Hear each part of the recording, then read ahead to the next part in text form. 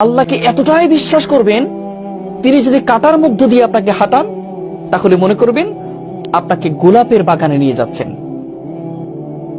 আপনি যদি যে কোনো কষ্টে যদি থাকেন, আপনি যদি ব্যথিত হন, আপনি যদি আঘাতপ্রাপ্ত হন, তাহলে আপনি মনে করবেন আপনার আল্লাহ এই কষ্ট দেওয়ার মানেই হলো আল্লাহ আপনাকে ওয়ালা সাউফা ইয়াতিকা রাব্বুকা ফাতারদা, এমন কিছু দিতে যাচ্ছেন সেটা পেলে তুমি খুশি হয়ে যাবে। যত কষ্ট আছে, যত দুঃখ আছে, সব তুমি ভুলে যাবে। এমন জায়গা আল্লাহ নিতে চাচ্ছেন। সেজন্য আল্লাহর প্রতি আমাদের বিশ্বাস নাই, আমরা বিশ্বাস রাখতে পারি না। আমরা রাখতে পারি না যে আমার আল্লাহ আমার সমস্ত কষ্টগুলো মুছে দিবেন।